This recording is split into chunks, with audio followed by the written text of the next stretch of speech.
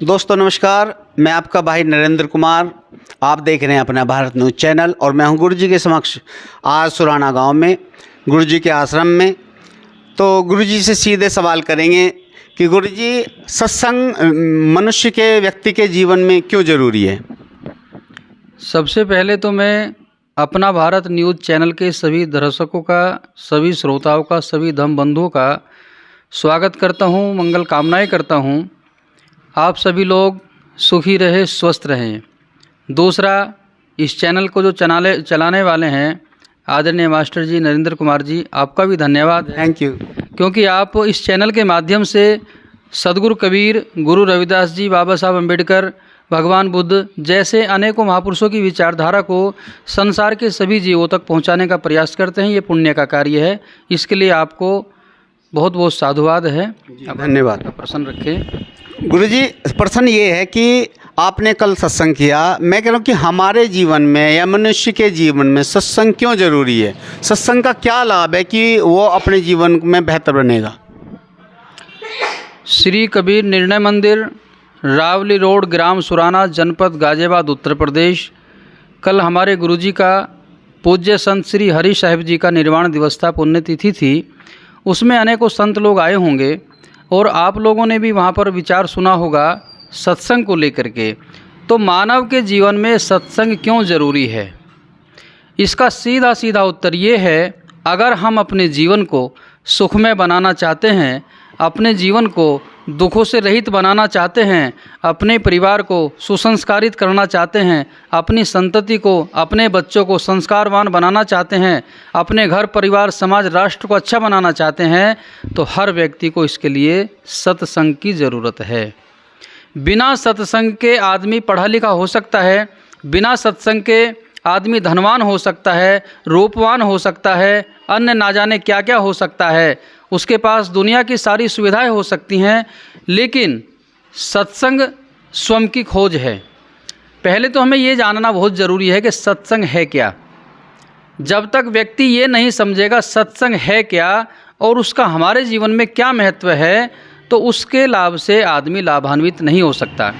अधिकतर लोग सत्संग इस बात को समझते हैं कि किसी संत के आश्रम में, किसी गुरुजी के आश्रम में चले गए, वहाँ पर हमने 2, 4, 10, 20 भजन गा लिए, ढोलक बाजे पे अच्छे अच्छे राग रागनियाँ गा लीं और हलवा का प्रसाद खा करके, खीर पूड़ी का प्रसाद खा करके और अपने घर को आ गए, तो हम कहेंगे कि हम सत्संग में गए थे और हमने सत्संग किया।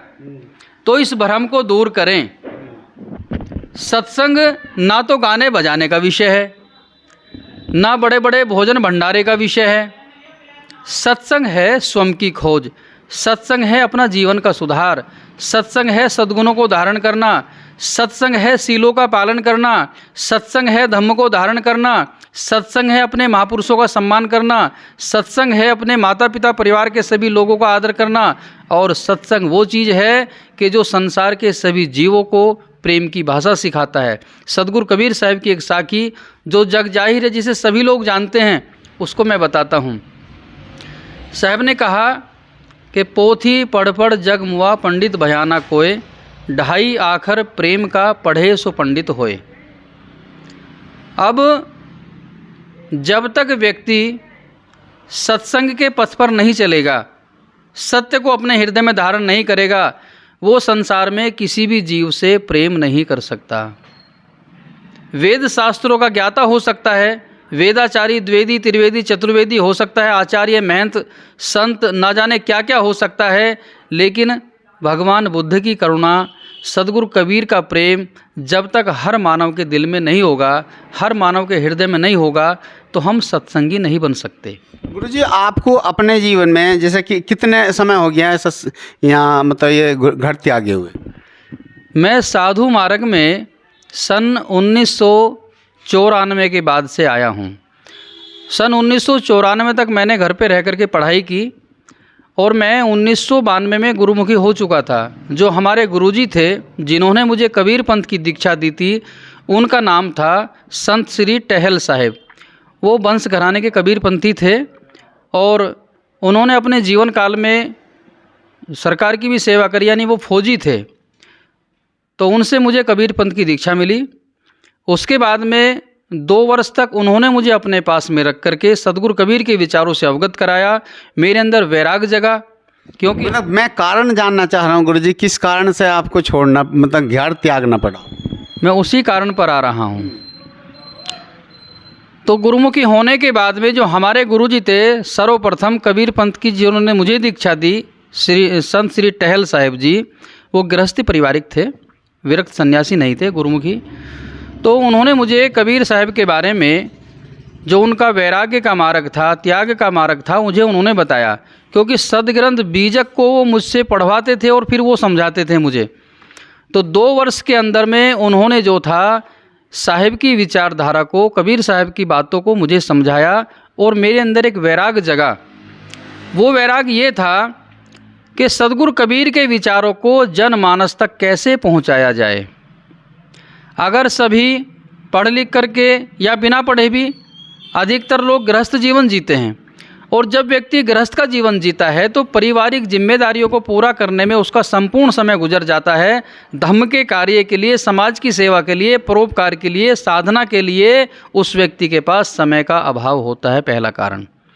तो हमने ये विचार किया कि सदगुरु कबीर साहब की जो विचारधारा है, इसको जन जन तक पहुंचाने के लिए हमें कुछ त्याग करना होगा। हम अपने जीवन को इस तरह से नहीं जिएंगे जिस तरह से दुनिया के लोग जीते हैं, विवाह शादी आदि करके और अपना जीवन जीते हैं। तो बचपन से मेरे अंदर एक वैराग्य था कि मुझे अपना जीवन इस घर गृहस्थी से अलग होकर के जीना है, समाज के लिए जीना है, निज कल्याण के लिए जीना है, पर कल्याण के लिए जीना है।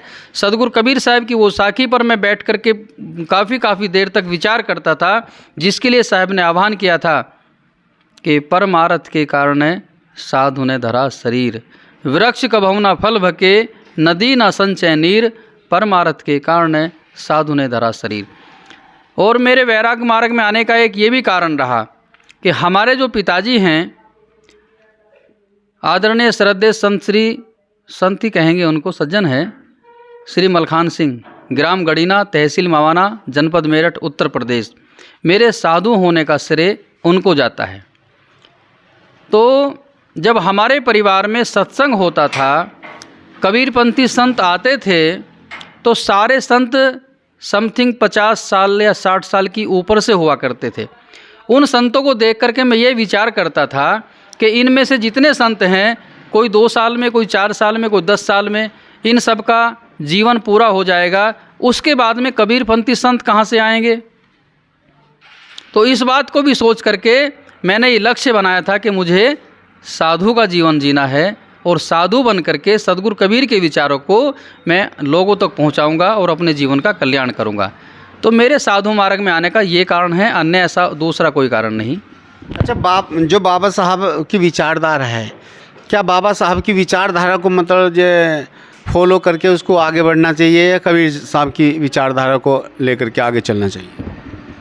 पहली बात तो ये है कि जो बाबा साहब अम्बेडकर की विचारधारा है और जो सदगुरु कबीर साहब की विचारधारा है, सदगुरु कबीर साहब आज से 624-25 वर्ष पहले हैं, और उस समय की सामाजिक जो परिस्थितियां थी, उस समय में सदगुरु कबीर साहब ने जितना भरसक उन्होंने प्रयास किया, इस भारत के अंदर समता, मैत्री, करुणा, प्रेम और भाईचारे का संदेश जो उन्होंने दिया, धर्म, जाति, वर्ण, इन सब से ऊपर उठ करके मानवता का संदेश जो उन्होंने दिया, उनका वो जो कार्य है वो अपनी जगह अति उत्तम है, श्रेष्ठ है, वंदनीय है, पूजनीय है। अब बात आती है बाबा साहब अम्बेडकर तक। तो सदगुरु कबीर साहब से लेकर के बाबा साहब अम्बेडकर तक आकर आने में 300, 400, 500 वर्ष तक का समय गुजर जाता है। और बाबा साहब अम्बेडकर जो थे, उनका परिवार कबीरपंथी था। सदगुरु कबीर के मानने वाले जो संत थे वो बाबा साहब के परिवार में आते थे और बाबा साहब अम्बेडकर श्री कबीर साहब की विचारधारा को स्वीकार करते थे। मैं ऐसा नहीं कह सकता कि सदगुरु कबीर साहब का जो सदग्रंथ बीजक है उसका बाबा साहब ने अध्ययन ना किया हो, अवश्य किया होगा। तो बाबा साहब की जो विचारधारा है वो सदगुरु कबीर की विचारधारा से अलग नहीं है, या तथागत बुद्ध की विचारधारा से, गुरु रविदास जी की विचारधारा से वो अलग नहीं है। बस हम समझ नहीं पाते। हम बाबा साहब अम्बेडकर को केवल एक राजनेता के रूप में, समाज सुधारक के रूप में या किसी एक विशेष वर्ग के मसीहा के रूप में देखते हैं। जिस दिन हम अपनी आँखों का चश्मा हटाकर, भरम का पर्दा हटाकर बाबा साहब के आंतरिक विचारों को हृदय से समझने का प्रयास करेंगे तो आप पाएंगे आपको बाबा साहब अम्बेडकर में तथागत बुद्ध भी दिखाई देंगे, सदगुरु कबीर भी दिखाई देंगे, गुरु रविदास जी भी दिखाई देंगे, महात्मा ज्योतिबा फुले भी दिखाई देंगे और पेरिया साहब भी दिखाई देंगे। तो मैं ऐसा नहीं कहता कि भगवान बुद्ध की, कबीर साहब की या जो है बाबा साहब अम्बेडकर की विचारधारा वो भिन्न है, मैं उसको एक ही मानता हूँ। इन जितने भी महापुरुष हुए हैं उन्होंने अपने अपने समय में अपने अपने विचारों को फैलाने की कोशिश करी है, कुछ ने लिखने का प्रयास किया है। अभी यदि बुद्ध की बात करें, कबीर साहब की बात करें, बाबा साहब की बात करें, शिरोमणि रविदास महाराज जी की बात करें, उन्होंने अपने अपने समय में दिया है, उन्होंने सुख्तियाँ हासिल की हैं, उन्होंने बहुत सारा इतिहास बनाए हैं। अब मैं आपसे जानना चाह रहा हूँ, जब से आपने ये घर त्यागा है और तक आपने कौन सी सुक्ति का निजात किया है, रिसर्च की है, खोज की है? जब से मैंने गृह त्याग किया और मैं साधु मार्ग में आया हूँ, विशेष रूप से मैं सदगुरु कबीर साहब के बीजक को फॉलो करता हूँ। साहब के साथ साथ मैं बाबा साहब की भी पुस्तकें पढ़ता हूँ, उनके भी त्याग और वैराग से मैं उनको नमन करता हूँ। और बाबा साहब को हम नमन इसलिए नहीं करते कि उन्होंने जो है केवल संविधान ही लिखा है। बाबा साहब अम्बेडकर का जो जीवन रहा वो अति कष्टपूर्ण रहा। उन्हें कदम कदम पर सामाजिक परेशानियों का भी जो है सामना करना पड़ा। और आपका जो प्रश्न है कि किस बात को लेकर के मैंने क्या जो है अपने जीवन में उसको साक्षात्कार किया है या क्या उसका अनुभव किया है, तो मैं जो साहिब की वाणी है सदग्रंथ बीजक की, उन बीजक की वाणियों के अनुसार अपने जीवन को वैसा ही बनाने और ढालने का प्रयास। गुरुजी आपको रुकना पड़ेगा। मेरा सवाल ये नहीं था, मेरा सवाल ये है कि संत महात्माओं ने, महापुरुषों ने अपना अपना काम किया, कुछ लेख नहीं लिखी। जब से आपने घर त्यागा आपने क्या लिखा जिसे हम पढ़ेंगे? लेखन विषय में तो मैंने भी इस विषय में कोई कदम नहीं उठाया है। मेरा मानना ये है कि उन्होंने वक्त वक्त पे सुक्तियाँ दी हैं, कुछ न कुछ ऐसे सूत्र दे दिए हैं जिनको हम दोहराते रहते हैं, जो एक हमारे कल्याण का मार्ग खोजते हैं, रास्ता बताते हैं। मेरा मानना ये है कि हमारे महापुरुषों ने, हमारे धर्म गुरुओं ने इतना अधिक लिखा है कि अब आगे लिखने की कोई ज़रूरत नहीं ना। ऐसा तो गुरुजी गलत है, लिखना जरूरी नहीं है। लिखेंगे नहीं तो ऐसा परिवर्तन होता रहता है, नए को सभी लोग लाइक करते हैं, नए को लाइक करते हैं, लेकिन मैं स्वयं ये विचार करता हूँ कि हमारे महापुरुषों ने जो लिखा है उस लिखे हुए का प्रचार करें और स्वयं उस पथ पर चलने का प्रयास करें जो उन्होंने हमें मार्ग दिया। जैसे सदगुरु कबीर ने दया, क्षमा, सत्यशील, धीरज, विचार, विवेक, वैराग्य, गुरु भक्ति, ये जो अष्ट महासद्गुण हैं, इनको मूल रूप से लोगों तक पहुंचाने का प्रयास किया। और तथागत बुद्ध का जो मूल सिद्धांत है वो है आपका पंचशील, त्रिशरण आदि, आर्य अष्टांगिक मार्ग, मूल रूप में आर्य अष्टांगिक मार्ग कह सकते हैं। तो अगर हम उस विचारधारा को लोगों तक पहुंचाएं आज की भाषा में, क्योंकि आज तो देश के अंदर पाली भाषा नहीं है, तथागत बुद्ध के संदेश अधिकतर पाली भाषा में है। सदगुरु कबीर साहब की जो बीजक सदग्रंथ है वो बिल्कुल जन साधारण भाषा में है, जिसे लोग आसानी से समझ सके। गुरुजी जिन शब्दों का आप कुछ जो है प्रचार प्रसार कर रहे हैं, जिनकी आप व्याख्या कर रहे हैं, जैसे सील है, समाधि है, प्रज्ञा है, पंचशील है, अष्टशील है, इनको तो जो संत लोग हैं, जो संत महात्मा लोग हैं, वो ही इन पर खड़े नहीं उतर पड़ते। एक आम आदमी मैं हूँ, मैं कैसे खड़ा उतर पाऊँगा? श्रीमान जी, सबसे पहले तो जिन्होंने गृह त्याग किया और जिनके नाम के आगे संत लग गया या संतत्व का वो काम कर रहे हैं, तो सबसे पहले हम लोगों को ही सीलों का पालन करना अनिवार्य है। अगर कोई संत या कोई भिक्षु सीलों का पालन नहीं करता है, धम्म को धारण नहीं करता है, तो उस व्यक्ति को ना तो भिक्षु कहलाने का अधिकार है, ना संत कहलाने का अधिकार है।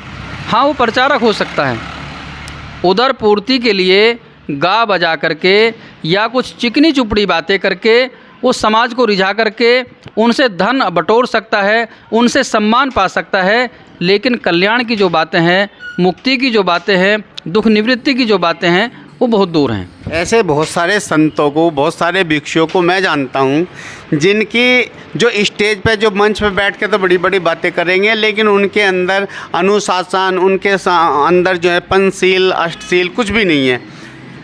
और घर में बोल रहे कि घर को छोड़ के आए हैं, लेकिन फिर भी अपने घर धन भेजते रहते हैं वे, तो उन्होंने घर कैसा त्यागा, ये बताएं।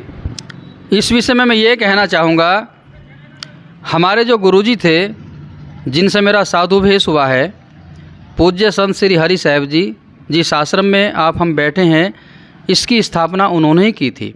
तो हमारे गुरुजी कहा करते थे कि अगर साधु को जो लोग दान देते हैं और उस दान के पैसे को अगर वो अपने परिवार में लगाता है, अपने परिवार में देता है, तो उस साधु का पतन 100% ही होगा। और वो दान का पैसा जो लोग यूज करेंगे वो कभी भी उससे फलीभूत नहीं हो सकते, उनको वो लाभान्वित नहीं होगा। तो साधु को जो दान दिया जाता है या भिक्षु को जो दान दिया जाता है, उससे वो स्वयं अपनी आवश्यकताओं की पूर्ति करें। अगर वो मठ में रहते हैं या बुद्ध विहार में रहते हैं, आश्रमों में रहते हैं, तो आश्रमों के अंदर जो संगत आती है उसकी सेवा में लगाएं। अब हम लोग जो ये वार्षिक कार्यक्रम करते हैं, सत्संग का जो सम्मेलन करते हैं, धम्म देशना का जो कार्य करते हैं, आप लोगों से जो हमें दान मिलता है 1 वर्ष के अंदर में, हम उस पैसे को संग्रह करके अपनी आवश्यकताओं की पूर्ति मात्र उससे लेकर के और जो बचता है उसे समाज सेवा में लगा देते हैं। मैं ये दावे के साथ कह सकता हूँ, कोई भी व्यक्ति मेरे बिना बताए जिस परिवार से मैं निकल के आया हूँ वहाँ जाकर के या उस गांव में जाकर के ये मालूम करें कि क्या अमलदास जी परिवार में या परिवार के लोगों से पूछें कि आज तक वो 1 रुपया अपना इधर देते हों।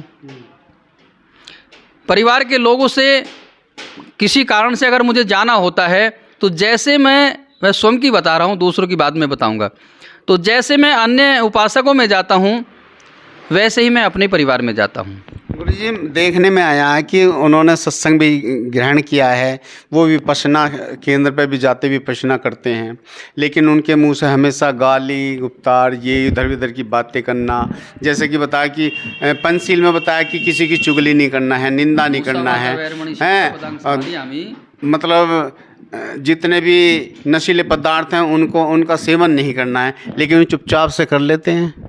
इसमें सबसे पहले तो अगर कोई भेषधारी संत या कोई चीवरधारी भिक्षु ऐसा करता है और ऐसा करते हुए पाया जाता है, तो संघ को ये आदेश जारी करना चाहिए कि उस व्यक्ति का जो भेष है वो डिसमिस कर देना चाहिए, निष्कासित कर देना चाहिए, उस भेष को वापस ले लेना चाहिए और उस व्यक्ति को पुनः घर में भेज देना चाहिए कि आप इस पद के अधिकारी नहीं हैं। उस थाने को कैसे डिसमिस करोगे जिसका थाना प्रभारी ही ऐसा हो? नहीं, उसके लिए फिर जो अधिकारी हैं, देखो संघ जो है वो प्रमुख है और हमारे लिए जो हम सत्संग करते हैं तो हमारे मंच पर जितने भी संत महात्मा होते हैं वो प्रमुख होते हैं। वो जो निर्णय लेंगे वो हाई कोर्ट का निर्णय है और वो मान्य होगा। तो ऐसा नहीं है कि संघ के आदेश को कोई फेल कर दे। अगर पूरा संघ ही खराब होगा फिर तो हम अपने महापुरुषों की विचारधारा के बिल्कुल विपरीत जा रहे हैं। उसमें ना अपना कल्याण है ना समाज का कल्याण है, फिर तो पतन का मार्ग है। और बिना नाम लिए मैं ये कह सकता हूँ, मैं भी कई भिक्षुओं से मिला हूँ जिनकी जुबान पर गाली रहती है 24 घंटे, जो धन के इतने भूखे हैं कि उन्हें सिर्फ धन चाहिए, कोई मरे बिना धन के बात ही नहीं करते। धन तो उनका पहला रहता है।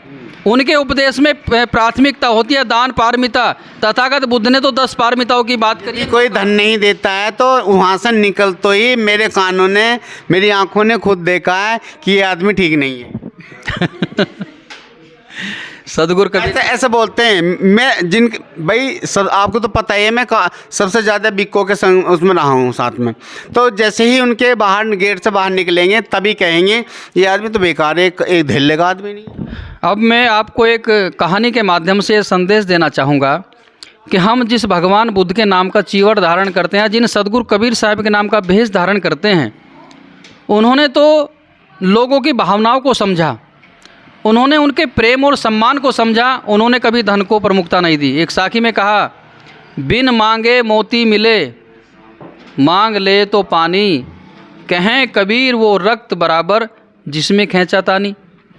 एक बार तथागत बुद्ध भिक्षु संघ के साथ भिक्षाटन के लिए जा रहे थे, तो रास्ते में कुछ बच्चे मिट्टी के साथ खेल रहे थे। तो वे बच्चे जो थे राजा और वजीर का खेल खेल रहे थे। उन बच्चों में एक बच्चा राजा बना हुआ था, एक वजीर बना हुआ था और कोई कोठारी भंडारी, इस तरह से। उधर से जब तथागत बुद्ध आ रहे थे तो बुद्ध को देख करके वो सभी बच्चे जो थे खड़े हो जाते हैं और उनको नमन करते हैं, क्योंकि उन्होंने अपने बड़ों से सुन रखा था कि भिक्षु संघ को नमन किया जाता है, अभिवादन किया जाता है, नमस्कार किया जाता है। ऐसा सोच करके सभी बच्चे खड़े होकर के तथागत बुद्ध को नमस्कार करते हैं। उनके बाद में उन बच्चों के दिमाग में एक बात आई, उन्होंने सुना कि हमें अपने भिक्षु संघ को कुछ दान करना चाहिए। बच्चे थे, उन्होंने कहा हम क्या दान करें, हमारे पास तो कुछ भी नहीं है। तो जिस मिट्टी में वो खेल रहे थे, तो एक ने कहा कि देखो ये हमारा भंडार घर है और इस भंडार गृह में से कुछ हम दान भिक्षु संघ को, भंते जी को दे सकते हैं। तो उन्होंने ऐसे मिट्टी उठा करके और तथागत बुद्ध को जो है दान दे दी। उस मिट्टी को तथागत बुद्ध ने अपने चीवर में लिया और भिक्षु आनंद से कहा कि इसको संभाल के रखो और मेरी कुटी में इसका गारा बना के पानी डाल के गीला करके और लिपाई कर देना, ताकि इस मिट्टी के माध्यम से मुझे इन बच्चों का स्मरण बना रहे। तो हमारे भगवान बुद्ध कितने कारुणिक थे, जो मिट्टी को भी स्वीकार करते थे। मैं कहता हूँ आज अगर किसी साधु को, किसी भिक्षु को आप एक चुट्टी मिट्टी भी अगर उसके चीवर में तुमने रख दी तो आग बबूला हो जाएंगे। लेकिन हम जिनका चीवर धारण करते हैं, ऐसे कहेंगे कि मेरा अपमान कर दिया। भिक्षु या संत मान अपमान सम्मान से तो बहुत ऊपर होते हैं।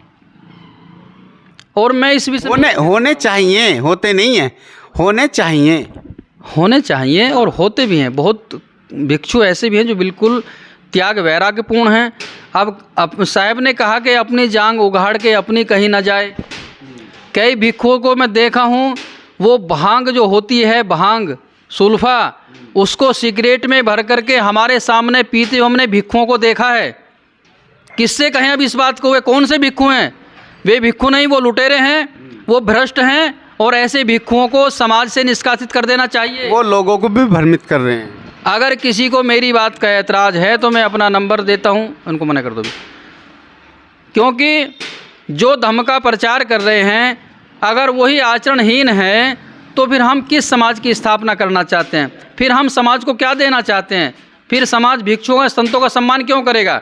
जब उनके दिए गए दान को हम व्यसनों में बर्बाद करेंगे तो फिर हम ना अपना कल्याण कर रहे हैं ना दूसरों का कल्याण कर रहे हैं। तो ये धोखा हो रहा है धर्म के साथ, देश के साथ, समाज के साथ, जनता के साथ। हमें जागने की ज़रूरत है। साहब ने कहा कर बंदगी विवेक की, भेष धरें सब कोय, और वो बंदगी वह जान दे जहाँ शब्द विवेक ना होए। कबीर साहब ने भेष को पूजने की बात नहीं करी। वो कहते विवेकवान पुरुषों की बंदगी करो, जो प्रज्ञावान हैं, जिन्हों की पावन प्रज्ञा जागृत है, जो आचरण संपन्न हैं, जो शीलों का पालन करते हैं, सद्गुणों को धारण करते हैं, अपने अहंकार को मिटाते हैं, जो सबके प्रति समता का व्यवहार करते हैं, वही भिक्षु या वही संत आदर और सम्मान के योग्य हैं। अगर इस भेष को धारण करके हम उदर पूर्ति के लिए या झूठे मान सम्मान के लिए लोगों से ये चाहते हैं कि लोग हमारा सम्मान करें, हमारे गले में फूलों का हार डालें, तो ये बहुत ही गलत है। इसकी कोई आवश्यकता नहीं। चलिए, बहुत बहुत धन्यवाद गुरुजी, आपसे बात करके बहुत अच्छा रहा। बहरहाल मैं आपको ये बताना चाहता हूँ कि यदि किसी व्यक्ति के अंदर जो है सील नहीं है, नैतिकता नहीं है, व्यवहार नहीं है और कल्याणकारी करुणा नहीं है, तो वो जो आपने चोला पहना हुआ हो बेकार है, वो चाहे संत का हो या भिक्षुओं का हो। बहरहाल रास्ता बुद्ध का चुनो या कबीर साहब का चुनो, लोगों के कल्याण से जुड़ा होना चाहिए। जय भीम, जय भारत, नमो बुद्धाय। मंगल हो, बहुत बहुत साधुवाद, सभी को शुभकामनाएं हैं। साहेब बंदगी, जय भीम, नमो बुद्धाय, जय मूर्तिवाद।